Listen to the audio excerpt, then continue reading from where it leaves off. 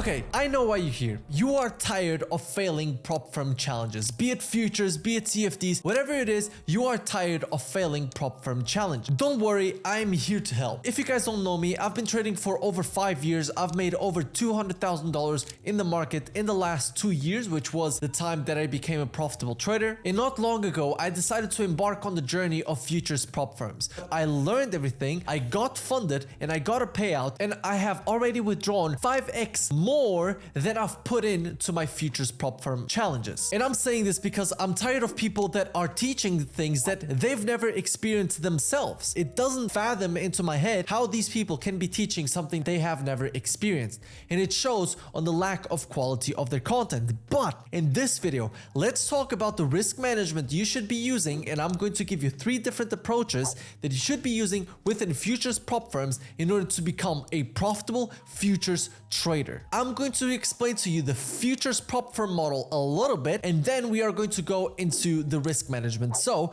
let's go onto the iPad and let's explain everything thoroughly, and you will leave this video with your mind set on what your risk management should be. So grab a pen and paper and let's get to it. Okay, so let's talk about how to pass any futures prop firm challenges. First, we have to understand the challenges, because normally with CFD prop firms, my goal was always to go for the biggest account challenge because everything was the same, and because of that I just wanted the highest challenge. I want the most buying power to then be able to make more money when I am live. But with futures challenge is different because the model itself is different. So one of the things that you will notice is that futures accounts, you will normally have a 50k, you will have a 100k, 150k, and some of them have more than that. They maybe have a 300k, etc. What a lot of people don't understand is that the 50k challenges are the best balance between an easy challenge and enough capital for you to then maybe trade one mini contract, which is what a lot of people want to do. And it's also going to give you an easy challenge. So normally with 50k accounts,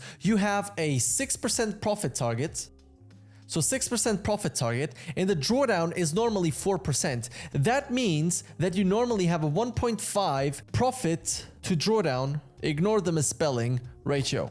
Why? What does this mean? Well, it means that if you go all in with the full drawdown that you have, you just need 1.5 R profit in order to pass the challenge. And a lot of these challenges are one-step challenges, which means after that, you are funded. So this means that the challenge is actually easier. Now, if you notice with Apex, and by the way, I'm not paid by any of these companies. I'm really just giving you the strategy. And if you guys want to use any of them, you can use the link in the description. So with TopStep, you also have the 25k account, which is basically the easiest one, but I think that then that sets limitations on how much money you can actually make from the account. So I genuinely think that the 50k accounts are always the best balance between those two things. So with that, I would always recommend you guys going for the lower account size, but actually stacking them up, which means doing one 50k challenge each time. And you will notice that that also goes in line with one of the things that I'm going to say a little bit further on into the video, but I recommend the 50k challenge because they have a good price, good conditions, and they have a good balance between expensive and making actual money. Because if you look at people like Trades by Matt, for example, he's made, I think, 300k total from his 50k Apex accounts because he stacked 20 on all of them and is basically copying. So as said before, the profit target is 6% and the drawdown is 4%. From knowing this, you know now that it's better to go for 50k challenges because the challenges will either be this or they will be even better. So now, once you know that, the only thing you need to think about is your strategy. And what do I mean by that? Well, you need to know what your strike rate, what your risk to reward, and what your trade frequency is. Now, by knowing this, this will really answer the questions that you need to ask yourself when you want to become funded. Why? Because by knowing your win rate, you will be able to know the probability of consecutive losing trades within a 1000 trade sequence. Now, the reason I'm saying this is not that you are going to have, if you have a 50% strike rate, that you are for sure going to have an 8 trade losing streak. It's just for you to understand that it is possible to happen, which means that you might start the challenge and take 3 losing trades in a row. And if you don't want to lose that challenge, then obviously you are not going to be risking 1% on the challenge. And so this graphic is very simple because it at least shows you if your strategy is profitable, because so many people are trading a strategy that is not even profitable. So what I recommend you knowing and writing down on a notebook is how many trades do I take a week and what is my average risk to reward and what is my average strike rate. Because this will help you in the next questions. So let me tell you that for me, I have a very average strike rate, especially when I was starting to learn futures. And a lot of you have seen me trading live because I traded for the whole month of May and I made multiple thousands of dollars in front of everyone. And they saw that my strike rate is not amazing. My win rate is not amazing. I take a lot of wins. I take a lot of losers. I take a lot of break evens, but I still made thousands of dollars because at the end of the day, at the end of the sum of trades that I take, I am still a very profitable trader. And so by understanding your strategy, you will be able to understand what risk management you want to use, whether you want to be aggressive, whether you want to go on a normal, or whether you want to be conservative. So for me, aggressive risk management is when you don't mind losing a challenge. So this requires you to play this numbers game of money in, money out. I don't mind if I lose $50, $150, doesn't really matter. And that is the risk management that I personally like to use. You know, especially with futures firms, that they're so much cheaper. I would much rather be aggressive in the challenges, losing them, because eventually when I get funded, I will use normal risk management that will allow me to sustainably make money within these firms. So if you don't mind losing a challenge, then I would actually recommend you going for the aggressive. But for 90% of you, I actually recommend you going for the normal. And the reason for that is because this reduces the number of failed challenges and it doesn't make it as volatile, right? Because you're not going to be constantly buying challenges, trying to pass, fail, pass, boom, boom, boom, boom. But you're also not going to be stuck in a challenge for 5 months. Because one of the things you need to understand, prop firms, first of all, you don't know if they're here forever. We've learned that really, really well lately. And second is prop firms, they are a stepping stone in your journey, which means if you want to be conservative, trade your personal account, because that's the capital that really, really matters. But if you are all of a sudden buying a 150K account and risking 0.25% because you can't afford to lose $150 or $250 depending on what company you go for, then you would be better off probably just trading your personal account. Because if you are going conservative and you're risking 0.25% per trade and your average risk to reward is, let's say your risk is 0.25%, your risk to reward is 1 to 2R, your strike rate is 50%, so you're profitable, and your trade frequency is 3 trades a week. How long do you think you would take to pass this challenge?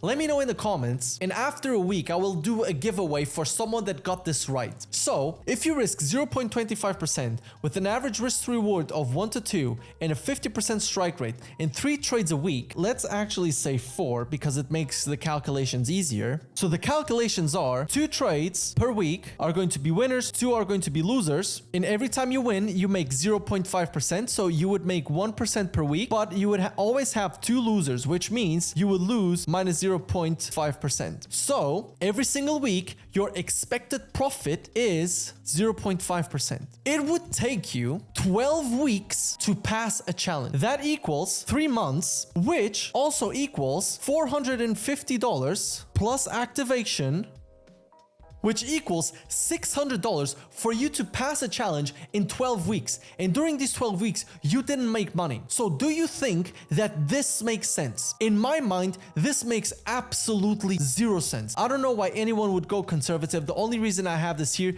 is because a lot of people are like, oh, you're just always telling people to go aggressive. Yeah, because it's a numbers game. First, understand your strategy. Are you a profitable trader? How many of you are going for these challenges and you are unprofitable traders? How many of you are doing that? First, fix your edge, and second, go for normal risk management or aggressive risk management. So for normal risk management, I recommend you risking 0.5 to 1% per trade, because like that, it is possible that you pass the challenge in 1 month. Sometimes you will fail, and that is okay. Understand, that is okay if you fail once or twice. Don't fail 10 times and say that that is okay. You are an unprofitable trader if you fail 10 times. So risk between 0.5% and 1% so that your average of passing a challenge is around 1 month. I would even dare to say 3 to 4 weeks, because like that, once again, it's not going to be as volatile because you're not going to be buying a new challenge every single 2 days, because a lot of people do that. But this is if you are just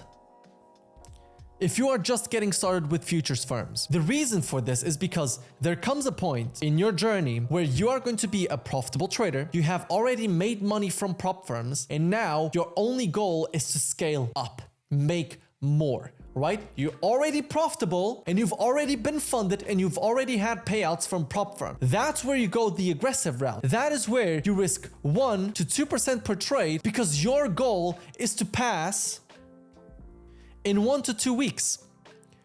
Why, as a profitable trader, would you be trading a demo account? And by that, a lot of people will say, yeah, but when you're funded, it's also demo. Yes, but you can already make money. So you need to understand that when you are a profitable trader, when you've gotten payouts, your goal is to pass quicker, 1 to 2 weeks. Don't be stuck in a challenge because you're too afraid of failing. Because if you are afraid of failing a challenge and not being profitable, you are not a profitable trader yet. Your goal, once you are profitable, is to take advantage of the opportunity that prop firms give you. And that is why I recommend 1 to 2% risk per trade once you become a profitable trader. So the reality is you are not going to have a 100% passing rate. On the normal risk management, if you are a profitable trader and you understand your numbers, you are going to have a high passing rate. While if you're going conservative, if you don't have a 100% passing rate, then you're doing something wrong with your strategy. Because if it takes you 5 weeks to also blow a challenge, then you're doing something wrong. So I recommend this to 5% of people that have a defined edge. You have found your profitability and you have already gotten funded and gotten a payout from a firm. I recommend this if this is one of your first times diving into a futures prop firm. Don't be going out for futures prop firms and blowing accounts and accounts and accounts. Don't do that. But also don't take 12 weeks to pass a simple challenge. So these are the extra tips that I will give you. Don't take too long to pass a challenge.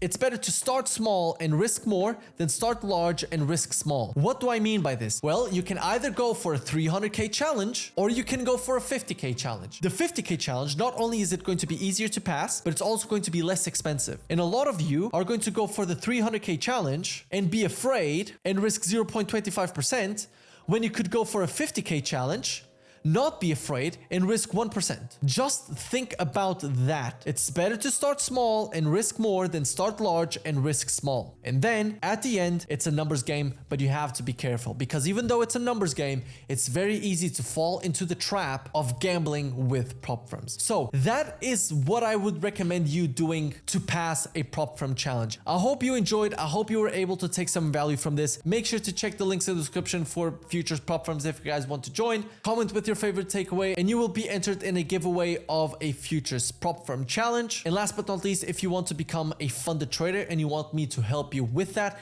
then check the first link in the description. Hope you enjoyed and I'll see you there. Peace.